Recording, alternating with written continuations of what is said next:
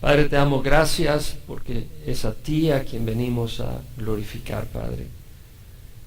Qué bendición que podemos venir y tú nos llamas a tu presencia, Señor, y rogamos que tú te manifiestes, que tú nos ministres, que tú, Señor, toques nuestros corazones y tengamos ese tiempo donde tú nos guías, donde tú nos diriges, donde tú nos animas, donde tú nos lavas, donde tú nos corriges, donde tú nos reprendes como un padre reprende a un hijo que ama, Señor. Ayúdanos a ser sensibles, Señor, a tu voz. Ayúdanos a ser, Señor, abiertos, a abrir nuestro corazón a ti, a no venir simplemente a un evento semanal los domingos, pero a buscar de ti, Señor. Te rogamos que nos visites, que tú nos ministres, que tu nombre sea exaltado en medio de nosotros y que podamos, Señor, salir llenos de tu Espíritu. Tu palabra es vida. Las palabras que he hablado son espíritu y son vida, dijiste, Señor. Y necesitamos esa vida abundante, tan distinta a la del mundo vacío, Padre. Tiene una existencia, pero nosotros tenemos vida abundante, y te damos gracias. Aliméntanos, Señor, bendícenos, llénanos en nombre de Cristo Jesús. Amén. Pueden sentarse. Seguimos con la carta de Pablo a los Filipenses. Sabemos que esta carta la escribió Pablo ahí por el año 60, 61, estando en arresto domiciliario en Roma. Pablo había visitado la iglesia en Filipo ahí por el año 52. El primer viaje misionero de Pablo fue por el año 47 y 48. Su segundo viaje misionero, 49, 50, 51, 52, hasta el 53. Y el tercer viaje misionero del 53 al 57. En el año 57 Pablo fue arrestado y llegó a Roma para hacer su defensa ante el César, ante Nerón, y estaba esperando esa reunión con el emperador romano. Estaba en arresto para tanto, esperaba esa oportunidad de presentar su defensa. Empezamos ya el versículo primero el domingo antepasado y vamos a continuar ahora. Vamos a leer del 1 al 8, aunque no estoy seguro que vamos a poder cubrir todo. Pablo y Timoteo, siervos de Cristo Jesús, a todos los santos en Cristo Jesús que está en Filipos, incluyendo a los obispos y diáconos. Gracias a vosotros y paz de Dios nuestro Padre y del Señor Jesucristo. Doy gracias a mi Dios siempre que me acuerdo de vosotros, orando siempre con gozo en cada una de mis oraciones por todos vosotros, por vuestra participación en el Evangelio desde el primer día hasta ahora, estando convencido precisamente de esto, que el que comenzó en vosotros la buena obra, la perfeccionará hasta el día de Cristo Jesús. Es justo que yo sienta esto acerca de todos vosotros, porque os llevo en el corazón, pues tanto en mis prisiones como en la defensa y confirmación del Evangelio, todos vosotros sois partícipes conmigo de la gracia, porque Dios me es testigo de cuánto os añoro a todos con el entrañable amor de Cristo Jesús. Pablo escribe esta carta estando en prisión. Pablo y Timoteo. Pablo la escribe y le acompañaba a Timoteo. Él estaba, Pablo, en arresto domiciliario, pero Timoteo era su discípulo que estaba a la par de Pablo en los momentos difíciles. Pablo conoció a Timoteo y lo llevó en el segundo viaje misionero de Listra. Su abuela Elodia y su mamá Eunice eran unas mujeres que amaban al Señor, y en su segundo viaje misionero, cuando Pablo funda la iglesia en Listra en su primer viaje misionero. En el segundo viaje misionero, cuando pasa, Timoteo era un jovencito biológicamente y en la fe, y Pablo le dice: acompáñame en mi viaje misionero. Y entonces le acompañó en el segundo viaje misionero, y cuando llegaron a Filipo, Pablo estaba con Timoteo. Entonces Pablo escribe esta carta con Timoteo estando en Roma y les dice: Pablo y Timoteo, la gente de Filipe, los filipenses lo conocían, dice: siervos de Cristo Jesús, esclavos.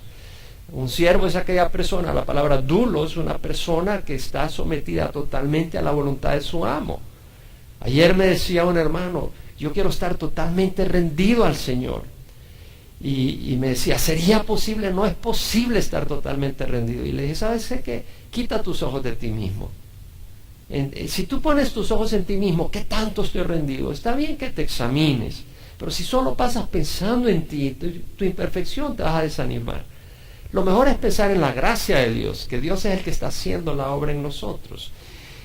Entonces Pablo y Timoteo se reconocen siervos, personas que están al servicio de Cristo Jesús, a las órdenes de Cristo Jesús, a todos los santos, aquellos que están apartados para el Evangelio y que están purificados por la sangre de Jesús y que están caminando en rectitud por la palabra de Dios que nos santifica.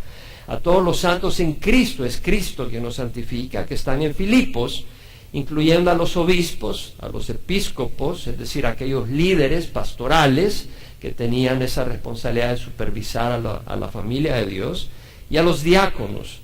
La palabra quiere decir aquellos que servían, tenían responsabilidades de servicio dentro de la iglesia, repartir alimento a las viudas y otras cosas. Gracia a vosotros y paz de Dios nuestro Padre y del Señor Jesucristo. Es el saludo peculiar de Pablo. Gracia y paz. Gracia es un favor inmerecedero. Y Pablo está diciendo, gracia a ustedes, la gracia de Dios, que Dios los favorezca. Y paz, la paz de Dios, la paz con Dios y la paz de Dios. No es simplemente el hacer un deseo. Yo puedo decirle a alguien, espero que te vaya bien. Pero aquí es más que simplemente un deseo. Cuando Pablo está diciendo gracia y paz, Dios está transmitiendo gracia y paz a la iglesia de Filipo. ¿Por qué? Porque Pablo es como un sacerdote y nosotros somos como sacerdotes. Si tú vas al Antiguo Testamento y te vas al libro de Números, puedes ir ahí al libro de Números capítulo 6.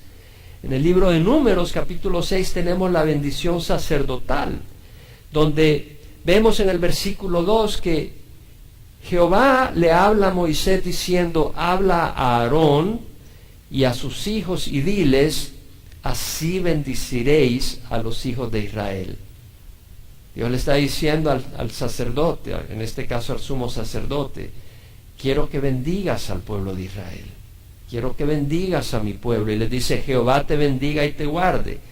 Jehová haga resplandecer su rostro sobre ti y tenga misericordia de ti. Jehová alce su rostro sobre ti y te dé paz. Y yo los bendeciré. Así invocarán mi nombre sobre los hijos de Israel y yo los bendeciré. Entendemos que el sacerdote proclamaba bendición y Dios iba a hacer caso. Dios iba a honrar esa bendición porque era en el nombre del Señor. Entonces cuando Pablo está diciendo gracia a vosotros y paz, Dios va a honrar eso. Dios va a transmitir esa gracia al pueblo de Dios. Dios va a transmitir esa paz al pueblo de Dios. ¿Por qué? Porque es una bendición de un sacerdote. Todos nosotros somos sacerdotes. Eso lo dice Pedro, en primera de Pedro 2:9, donde Pedro dice, vosotros sois linaje escogido, real sacerdocio, nación santa, pueblo adquirido para posesión de Dios, a fin de que anunciéis las virtudes de aquel que os llamó de las tinieblas a su luz admirable, porque antes no eras pueblo, pero ahora sois el pueblo de Dios. No habías recibido misericordia, pero ahora habéis recibido misericordia. Somos sacerdotes. Pedro lo dice en la misma epístola, en el capítulo 2. En el mismo capítulo, Pedro dice, en el versículo 4, viniendo a él, a Cristo, como a una piedra viva, desechada por los hombres. El mismo Pedro está reconociendo que la piedra de la iglesia es Cristo, no él. Viniendo a él como una piedra viva, desechada por los hombres, pero escogida y preciosa delante de Dios, también vosotros, como piedras vivas, sed edificados como casa espiritual para un sacerdocio santo. Vamos a ser edificados. ¿Quién nos edifica? El Señor. Y somos edificados, ¿para qué? Para ser sacerdotes, sacerdotes de Dios, del Dios vivo. Cuando tú estás orando por otras personas, si has recibido a Cristo, tú eres un sacerdote. No tienes que tener la túnica que usan en la iglesia católica. Somos sacerdotes del Dios viviente. Estamos revestidos por la sangre de Jesús. Estamos llenos del Espíritu Santo. ¿Qué requería un sacerdote en el Antiguo Testamento? El sumo sacerdote.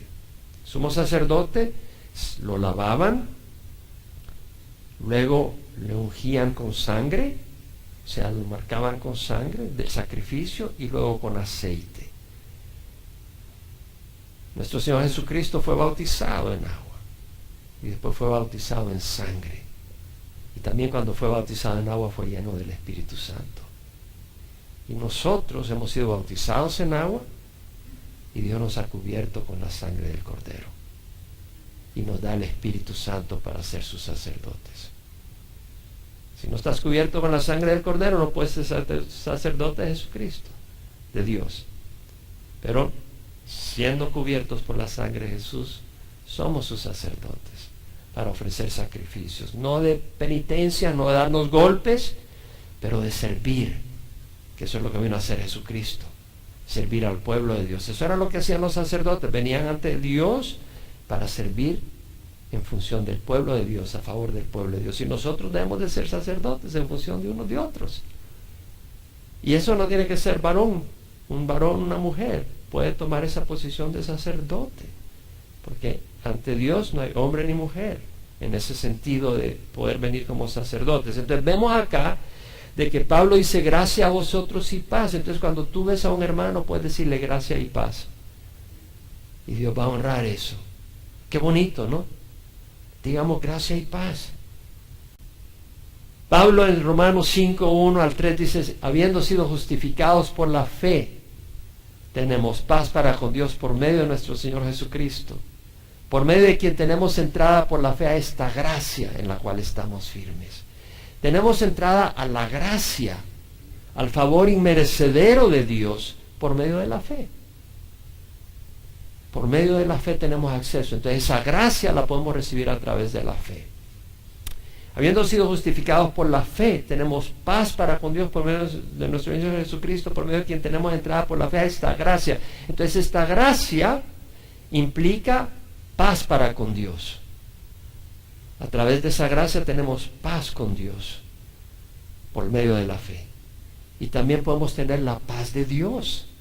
Y Pablo dice gracia y paz. Jesús dijo, la paz os dejo, mi paz os doy, no la doy como la del mundo. No se turbe vuestro corazón ni tengáis miedo. ¿Han perdido la paz alguna vez? Sí, pero ya están en paz con Dios, ¿no? Estamos en paz con Dios, pero tenemos que tener la paz de Dios. Y eso es a través de la fe. Venimos a Dios, nos conectamos con Dios, oramos, clamamos al Señor, le traemos nuestras cargas. Venid a mí los que estáis cansados y cargados y os haré descansar. Traemos nuestras preocupaciones al Señor y el Señor nos da esa paz. Venimos al Señor para que nos dé esa paz. Entonces vemos que Pablo dice gracia y paz de Dios nuestro Padre y del Señor Jesucristo. Qué interesante. Dice de Dios Padre y del Señor Jesucristo. Tú no puedes tener la paz de Dios.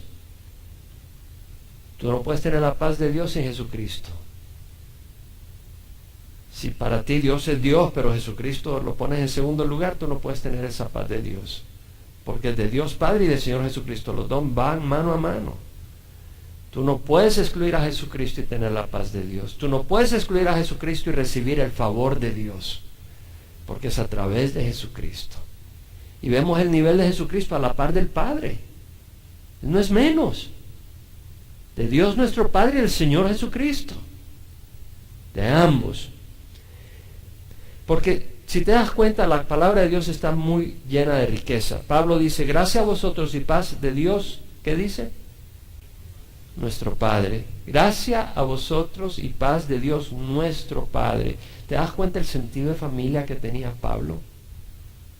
¿Qué puede decir? Gracia a vosotros y paz de Dios Padre, de Dios el Padre, o de Dios y del Señor Jesucristo.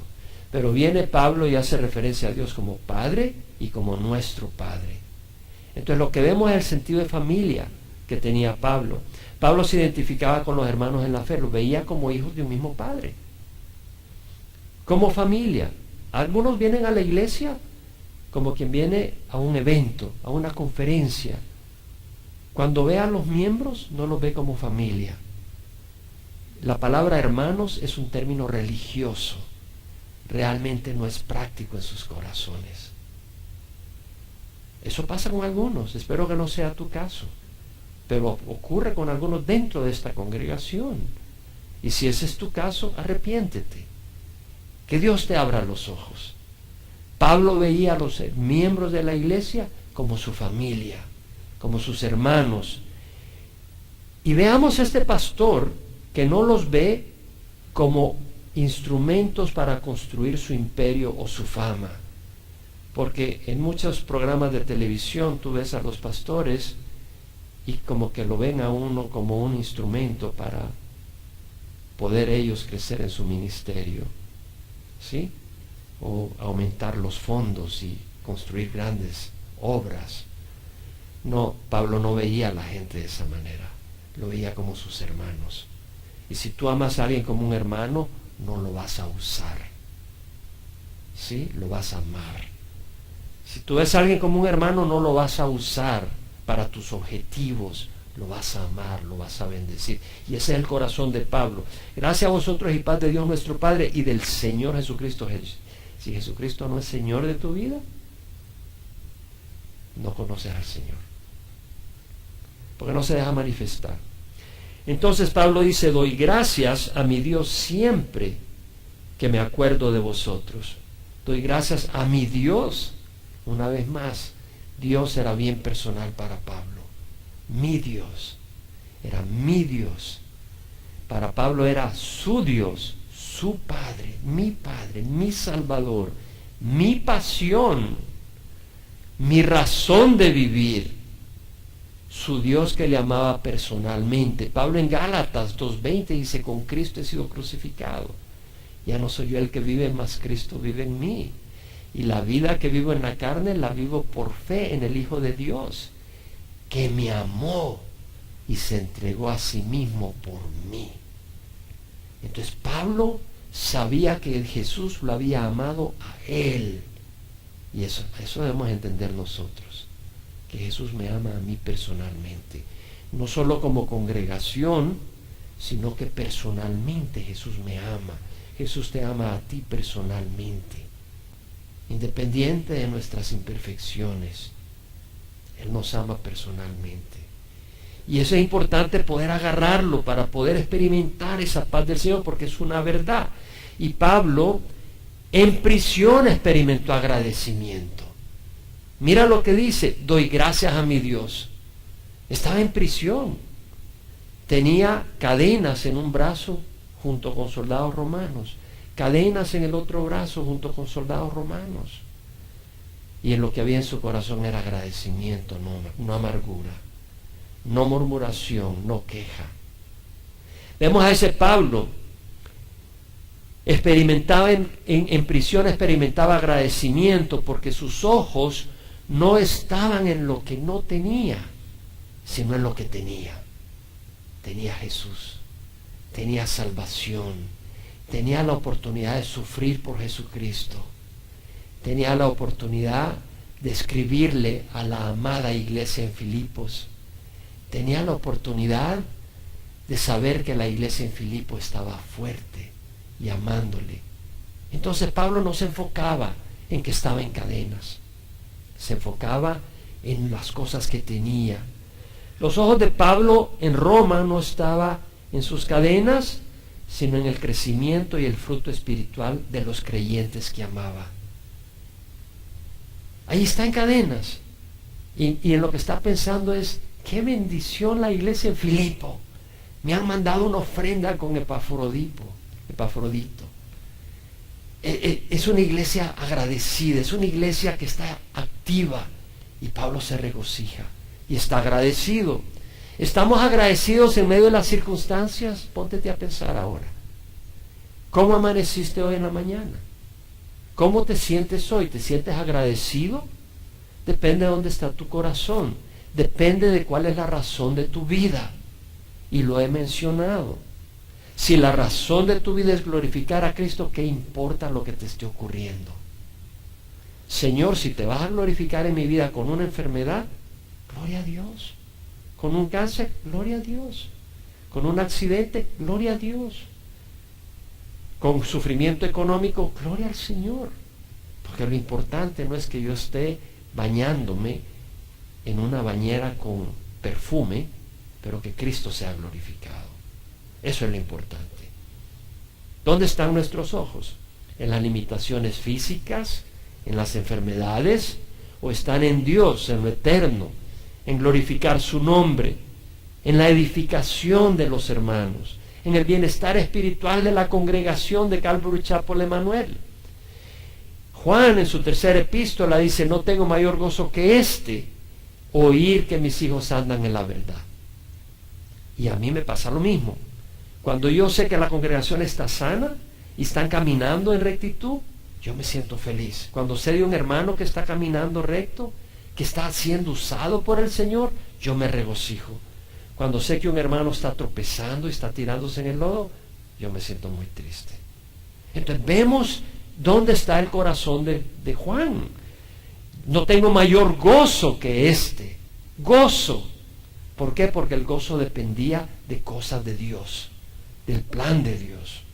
Y vemos en Filipenses, Pablo dice, este es uno de los versículos favoritos míos, Filipenses 1:20, Pablo dice: conforme a mi anhelo y esperanza de que en nada seré avergonzado, sino que con toda confianza, aún ahora como siempre, Cristo será exaltado en mi cuerpo, ya sea por vida o por muerte. ¿Cuál era la esperanza de Pablo? Que Cristo fuera exaltado en él, ya sea con vida, ya sea que esté viviendo y vivito y coleando, o que le estén cortando la cabeza. Yo quiero que Cristo sea exaltado. ¿Es eso lo que está en tu corazón? Si eso está en tu corazón, va a haber gozo en cualquier circunstancia. Pero si no es eso lo que está en tu corazón, vas a ser más amargo que un limón amargo. Sí, si no está eso en tu corazón. Pablo dice: doy gracias a mi Dios siempre que me acuerdo de vosotros, orando siempre con gozo en cada una de mis oraciones por todos vosotros. Mira lo que dice: doy gracias con gozo. Doy gracias a mi Dios siempre que me acuerdo de vosotros. Si tú pasas pensando en ti, no vas a ser agradecido. Si tú pasas pensando en ti, vas a ser miserable. Pablo dice: doy gracias a mi Dios siempre que me acuerdo de vosotros, orando siempre con gozo. Un corazón agradecido irá acompañado de un corazón gozoso. Ahí está la clave. Cuando en lugar de enfocarnos en las incomodidades, en las enfermedades, en las limitaciones de este mundo, nos enfocamos en Dios, en lo bueno que es Dios, de nuestro corazón agradecido brotará gozo. ¿Sabes que la palabra gozo, regocijar, regocijémonos, todas esas formas aparece casi 20 veces en la epístola de Pablo a los Filipenses? Una epístola bien corta. Y más, aproximadamente 20 veces aparece la palabra gozo. ¿Sabes cuántas veces aparece el Señor Jesucristo referenciado? Como 40 veces. ¿Qué es lo que quiero decir? Que si quieres tener gozo, enfócate en Jesús. Si Jesús es el centro de tu vida, va a rebosar tu corazón con gozo. Un corazón que pasa murmurando por sus circunstancias es un corazón desagradecido. ¿Sabes quién está en control de las circunstancias? ¿Quién? Tu jefe. Tu esposo. ¿Quién? Dios. Cuando Moisés llevaba al pueblo de Israel y ellos empezaron a quejar y a murmurar contra Moisés, ¿qué les dijo Dios? No estás murmurando contra Moisés, estás murmurando contra mí. Dios tiene control total de las circunstancias. Yo no te digo de que tú aplaudas cuando son injustos contigo, pero recuerda que Dios tiene un plan en cada circunstancia. Y en vez de murmurar, acepta la copa que el Señor te permite beber. Jesucristo en Getsemaní dijo: Señor, aparta de mí esta copa si es posible, pero no que se haga mi voluntad sino la tuya. Y luego dijo: la copa que el Padre me ha dado a beber, ¿no la he de tomar? Eso dijo en Getsemaní. Cuando los discípulos quisieron defenderlo: la copa que mi Padre me da a beber, ¿no la voy a tomar? Jesús entendía que esa copa venía de Dios. Esa copa era la crucifixión. Esa copa eran los latigazos. Y por eso Pablo se regocijaba. Vete al libro de Hechos rápidamente, capítulo 16. Pablo en Filipo, en su primer viaje, cuando tiene esa situación donde hay una jovencita que anuncia el futuro porque está poseída de un demonio, y sus dueños hacen dinero con las adivinaciones que ella hace, y cuando Pablo ya no la aguanta porque pasaba diciendo: estos son los siervos del Dios Altísimo que os proclaman el camino de salvación, escuchadles. Era una mujer que estaba diciendo la verdad, pero era a través de Satanás, que tenía otros propósitos. Y cuando Pablo se da cuenta, dice: déjala, y exorciza a esa mujer y le saca el demonio. Y cuando ven a estos dueños, el dueño que ha perdido la fuente de su ganancia, trae a Pablo y trae a Silas, que lo estaba acompañando, y lo lleva ante los magistrados y le dan una buena paliza. Versículo 23, después de darle muchos azotes, lo echaron en la cárcel, ordenando al carcelero que los guardara con seguridad, el cual, habiendo recibido esa orden, los echó en el calabozo interior y les aseguró los pies en el cepo, bien sopapeados, sangrando sus espaldas. Acuérdate que esta gente, cuando te daban unos latigazos, eran buenos, y aquí eran con varas. Como a medianoche, Pablo y Silas oraban y cantaban himnos a Dios, y los presos escuchaban. ¿Por qué cantaban? Tenían un corazón gozoso. No de que los hubieran apaleado, pero sí que los hubieran apaleado. ¿Qué quiero decir? No me estoy contradiciendo. Claro que les dolió los latigazos, pero sabían que era en el nombre del Señor, y que Dios estaba siendo glorificado. Lo mismo en el libro de Hechos, algunos capítulos antes, cuando está prosperando la iglesia. En el capítulo 5, versículo 12, por mano de los apóstoles se realizaban muchas señales y prodigios entre el pueblo, y estaban todos unánimes en el pórtico de Salomón. O sea, habían milagros, habían sanidades, la iglesia estaba prosperando. Y el sumo sacerdote y los del Sanedrín se llenaron de celos. Los sacerdotes se llenaron de celos, metieron a los apóstoles en la cárcel, pero viene un ángel y los saca de la cárcel y les dice: vayan a predicar al templo. Y los hallan predicando en el templo y los traen ante el Sanedrín y los quieren matar. Versículo 33, cuando ellos oyeron esto, se sintieron profundamente ofendidos y querían matarlos. ¿Por qué? Cuando los trajeron, los apóstoles hablaron con valentía, con respeto, pero con valentía, y los querían matar.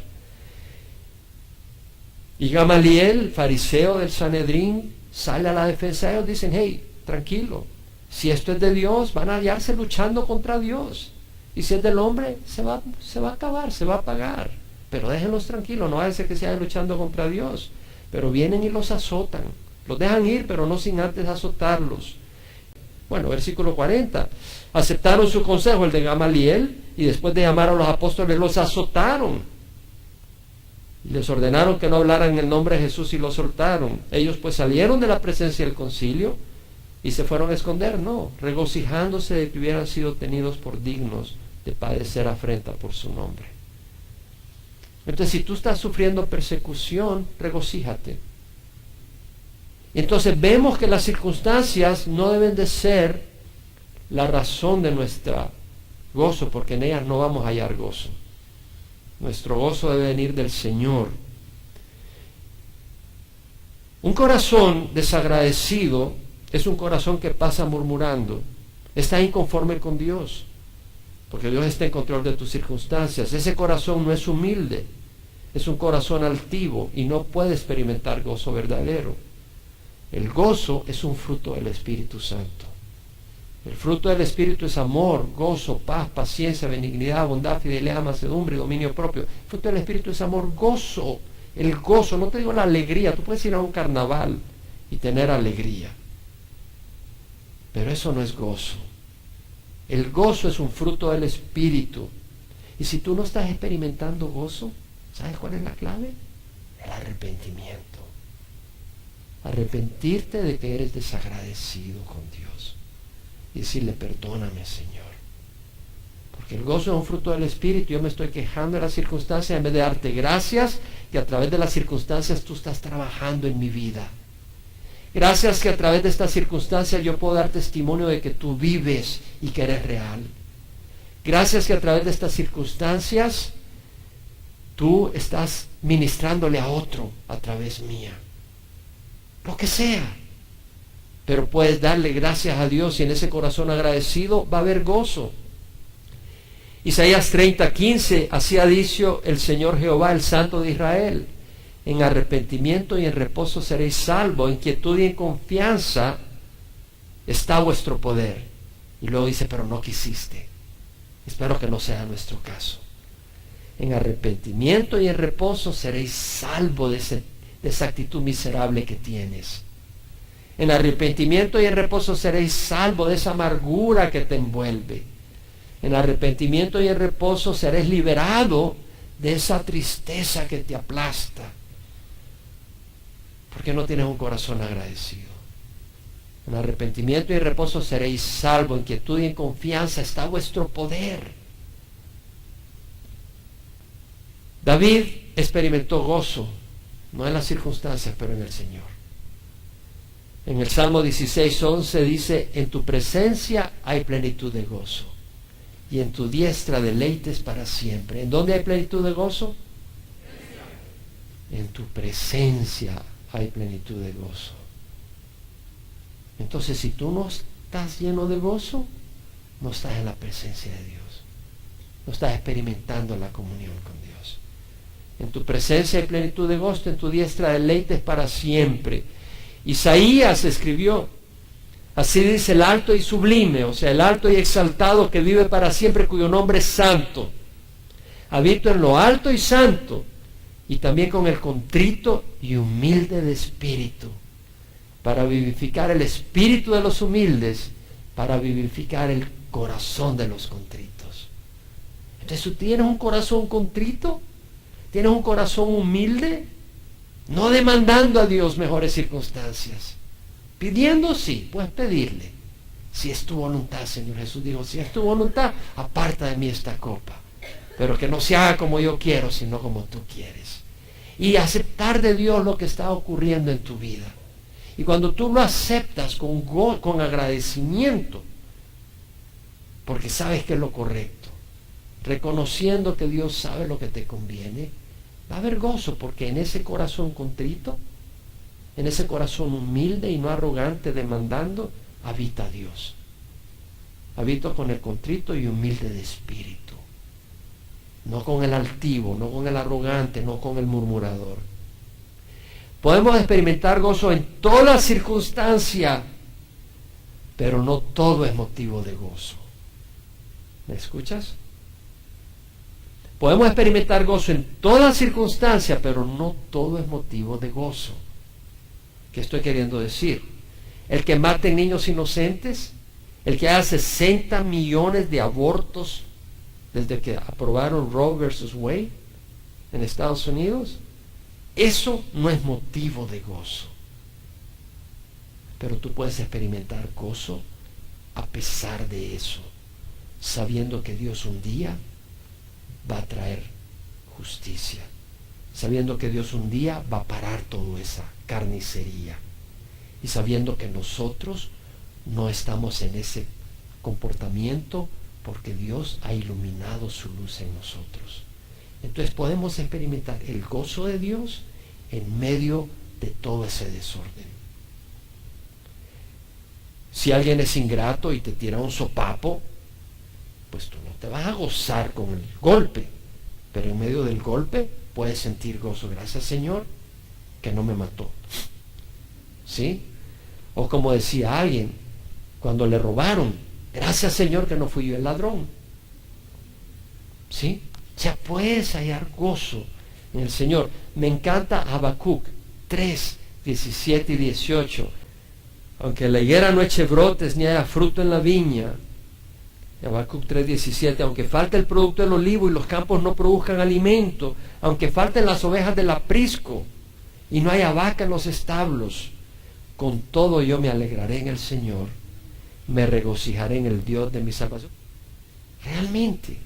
Experimentar el gozo del Señor cuando la higuera no echa brote, cuando no hay fruto en la viña, cuando hace falta el producto del olivo, cuando los campos no producen alimento. Con todo yo me alegraré en Jehová, me regocijaré en el Dios de mi salvación. El Señor Jehová es mi fortaleza. Él ha hecho mis pies como las de la sierva y sobre las alturas me hace caminar. Los filipenses fueron motivo de gozo para Pablo. Ellos mismos eran causa de gozo. O sea, no solo Pablo experimentaba gozo cuando estaba con los filipenses, no solo Pablo experimentaba gozo en la cárcel, pero los filipenses, ellos sí eran motivo de gozo. Ellos eran motivo de gozo. ¿Por qué? Porque habían respondido al Evangelio. No solo habían respondido al Evangelio, eran nobles. Habían apoyado a Pablo desde el primer momento que vinieron al Evangelio. ¿Cómo? Cuando Pablo en su segundo viaje misionero siguió camino hacia Tesalónica, ellos mandaron ofrenda para que Pablo no trabajara y pudiera ministrar en Tesalónica. Y después pasó por Berea y después llegó a Corinto. Cuando llegó a Corinto, mandaron ofrenda para que Pablo no tuviera que trabajar y no tuviera que cargarle a los corintios, que era una iglesia súper carnal. Era una iglesia que amaba a Pablo y lo apoyaba y estaban apasionados por el Evangelio y era en un lugar difícil. Entonces vemos el corazón de esta gente. Algunas personas no causan gozo a sus pastores. Son murmuradores, quejumbrosos. Eso nunca pasa acá, eso es en otra iglesia. Rebeldes a la palabra, no se sujetan, no cooperan, o siempre tienen una mejor manera de hacer las cosas. Siempre necesitando corrección. No seas uno de ellos. No lo digo yo, lo dice el Señor. Ve a Hebreos, capítulo 13, versículo 17. Obedeced a vuestros pastores y sujetaos a ellos, porque ellos velan por vuestras almas como quienes han de dar cuenta. Permitidles que lo hagan con alegría y no quejándose, porque eso no sería provechoso para vosotros. Debemos de ser agradecidos y debemos de ser una causa de gozo para nuestros pastores, no una causa de tristeza. Y Pablo vemos acá que dice, orando siempre con gozo en cada una de mis oraciones por todos vosotros. Orando siempre en cada una de mis oraciones por todos vosotros. Que vemos en Pablo. Pablo era otrocéntrico. Su mente estaba en los otros. ¿Sabes qué me llama la atención muchas veces cuando nos reunimos a orar? Oír a aquellos que en sus oraciones están pensando en otros. Y algunos de ellos yo conozco sus vidas y sé que están pasando problemas, pero nos reunimos y están pensando en otros. Hay otros que lo único que les oyes es orar por mí, mí y mí. No, hermanos, tenemos que ser otrocéntricos. Claro, pídele al Señor por ti, pero piensa en los demás. Pablo era cristocéntrico y otrocéntrico. Su meta no era su comodidad, sino que Cristo fuera glorificado. ¿Saben lo que pasa? Para muchos es como que si Dios es un invento para ellos. Oh, Dios existe para mí. No, Dios no existe para mí. Yo existo para Dios. Hay una gran diferencia. Para muchos Dios existe para ellos y por eso Dios ayúdame aquí, Dios ayúdame allá, Dios quiero hacer esto, Dios quiero pasarla bien acá, voy a ir para allá, ayúdame. ¿Cómo que Dios existe para ti? En vez de Señor mío, heme aquí, ayúdame a hacer tu voluntad. Vivimos para Dios. Dios no vive por nosotros. Dios murió por nosotros. Jesús murió por nosotros. Es el gran amor. Merece que le amemos y vivamos para Él. El amor de Cristo nos apremia, dijo Pablo, habiendo llegado a esta conclusión que uno murió por todos. Por consiguiente, todos murieron. Y por todos murió para que los que vivan ya no vivan para sí, sino para aquel que murió y resucitó por ellos. Es una gran bendición vivir para Cristo. Tú no puedes experimentar vida abundante si no mueres. Lo compartimos. Si el grano de trigo no cae en la tierra y muere, queda él solo. Pero si muere, produce mucho fruto. El mundo lo entiende al revés. El mundo trata de sacar lo mejor de todo, egocéntricamente, egoístamente, y es vacío. Da tu vida y la vas a encontrar.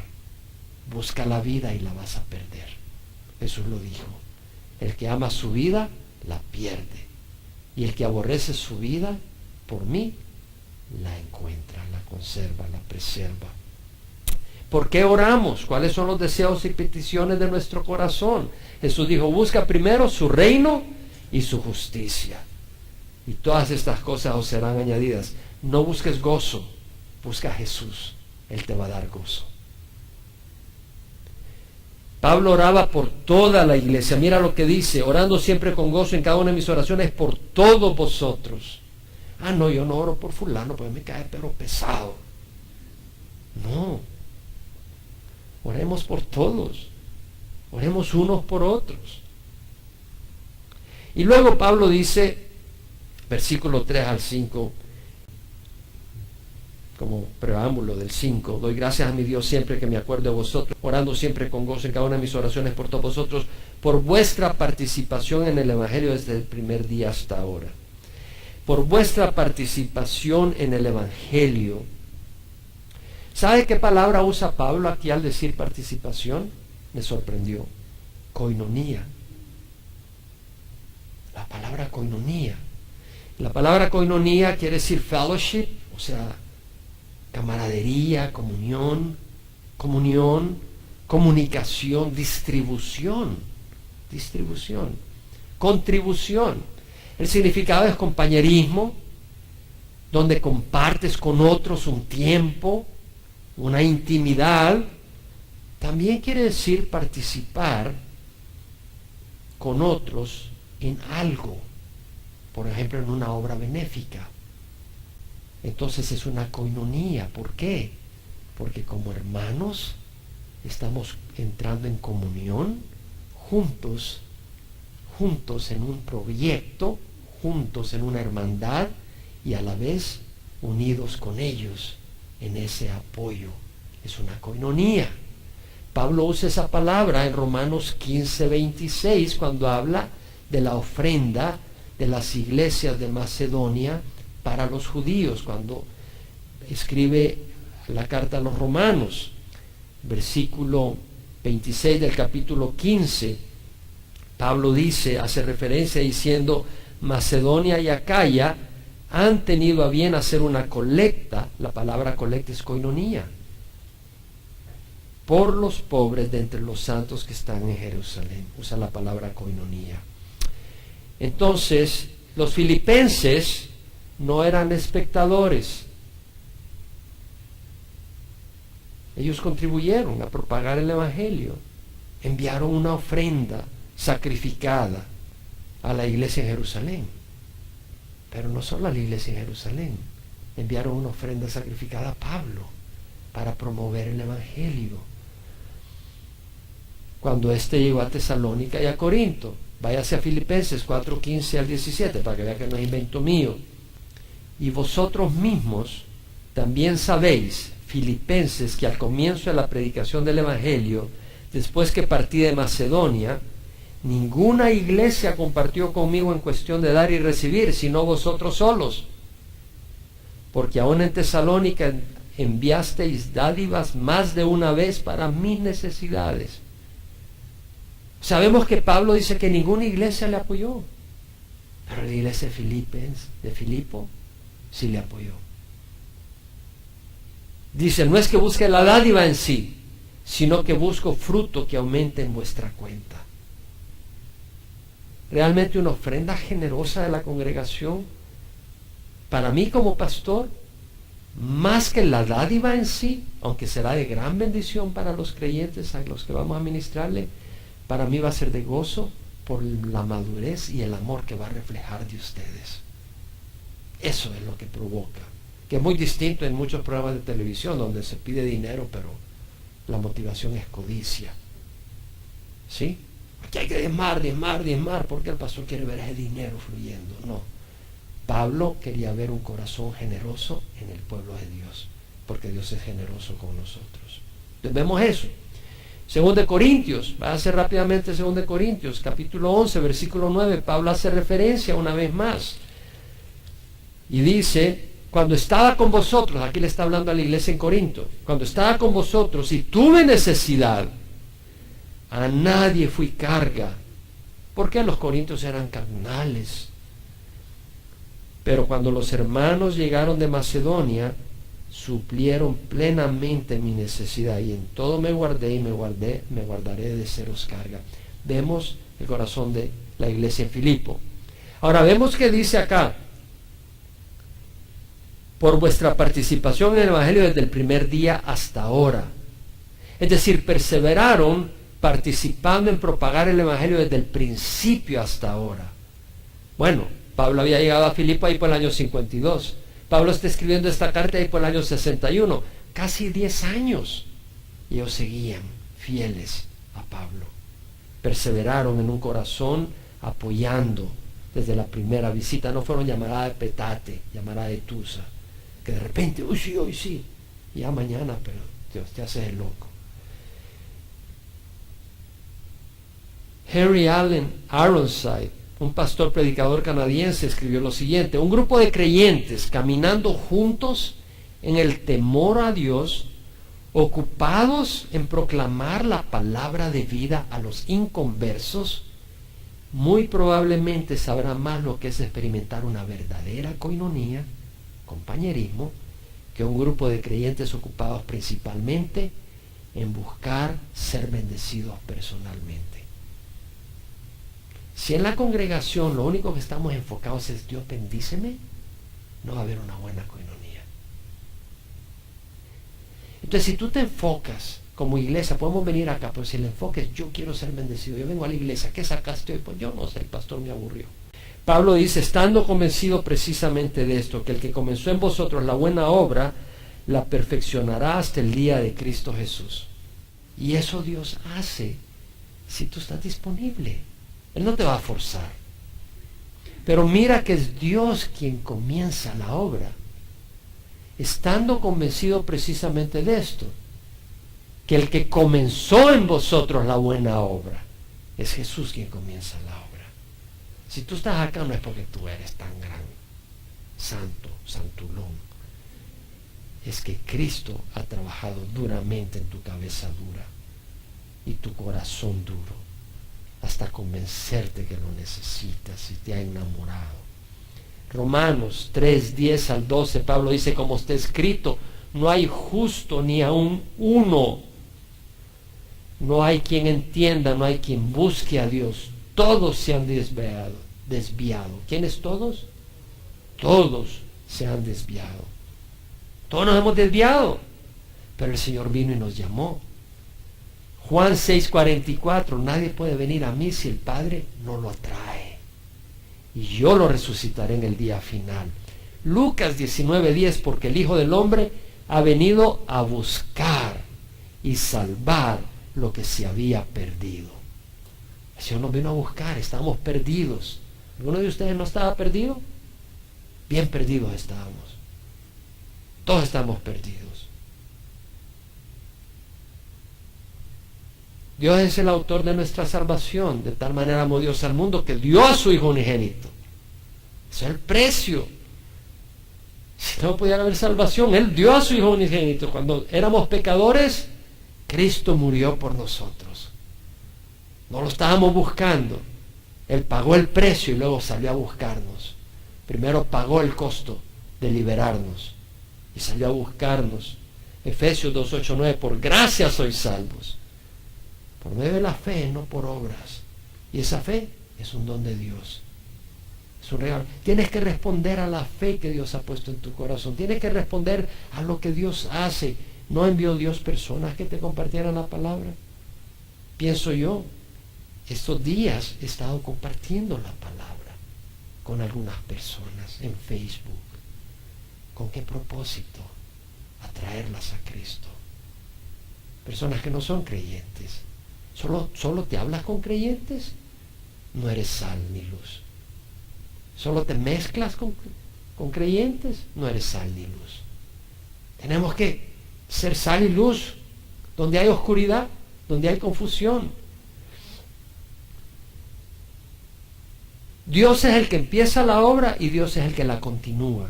Hay dos elementos en la vida del cristiano: salvación y santificación. Hay dos elementos: santificación. Salvación, salimos de la oscuridad, entramos a la luz. La santificación es en dos aspectos: de posición, somos declarados santos en el sentido de que hemos sido santificados por la sangre de Jesús, y luego en carácter, somos apartados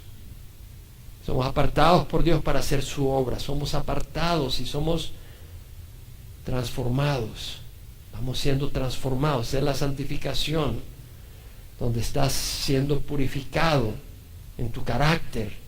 Ya no eres tan gruñón como eras antes, ya no eres mal hablado como eras antes, ya no eres un pornográfico como eras antes, ya no haces esas cosas, no te emborrachas. O sea, ya hay una santificación, estás apartado. Jesucristo dijo: no los saques del mundo, pero guárdalos del mundo. ¿Sí? Tenemos que estar en el mundo, pero no somos del mundo. Y Dios nos va lavando, nos va limpiando esas cosas, y nos va poniendo en el corazón vivir para otros, vivir para Cristo.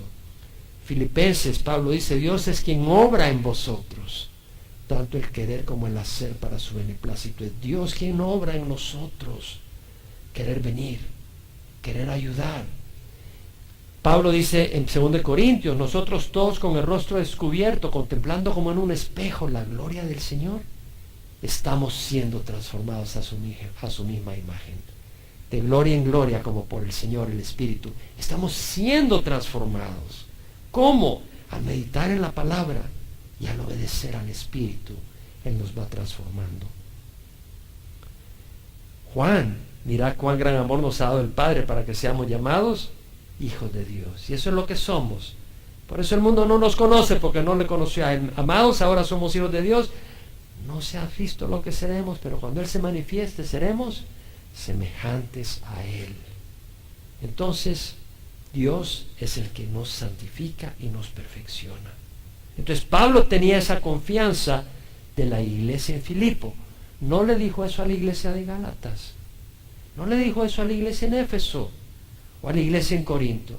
Lo que siento yo es que Pablo, viendo el corazón de los filipenses, podía percibir que era una iglesia: heme aquí, Señor. Vamos de la mano en las cosas de Dios. Si ese es tu corazón, el que empezó en vosotros la buena obra, la perfeccionará hasta el día de Cristo Jesús. Y te pongo una condición. ¿Por qué? Porque Dios no te puede forzar. Hay personas que van a entrar a los cielos como escapando del fuego. Pablo lo dice. Perezosos, se salvaron y no hacen más. Y hasta son un problema. Pero tienen suficiente fe para ser salvos. Sus obras, todas se van a quemar. Ellos se van a haber escapado, no más. Eso no es el plan de Dios para nosotros. Vamos a pararnos. Si tú no has recibido a Cristo, pues ¿cómo vas a tener gozo? Si la fuente de gozo es Cristo Jesús. Te invito a que recibas a Cristo. No solo no vas a tener gozo, sino que hay una ira de Dios pendiente contra ti por no ser alguien que abre su corazón al amor de Dios, a la rectitud de Dios y a la santidad que solo se halla en Cristo Jesús. Entonces yo te invito a que recibas a Cristo ahí donde estás y experimentes el gozo, pero más que nada la salvación y la armonía con Dios. Te invito a que recibas a Cristo. Si nunca has recibido a Jesús, ora conmigo. Padre, te ruego perdón por mis pecados. Mi vida es amarga, Mi vida es dura. Señor, refréscala. Te necesito. Realmente la vida no tiene propósito para mí y te necesito. Perdona mis pecados. Tú me has estado buscando y ya no resisto más tu invitación, pero te acepto que entres a mi vida como Señor y mi Salvador. Te doy gracias, Señor, por recibirme y ruego tu Santo Espíritu que me guíe y me fortalezca en nombre de Jesús. Amén. Y Padre, por el resto de la congregación yo te ruego que derrames tu Santo Espíritu y que lo que hemos leído hoy, lo que hemos meditado, realmente lo abracemos para que seamos una iglesia llena de tu amor, llena de tu paz, llena de tu gozo, una iglesia gozosa, para que el mundo nos vea y quiera de eso, que seamos sal y luz y puedan darse cuenta que el secreto es Cristo Jesús. En nombre de Jesús. Amén.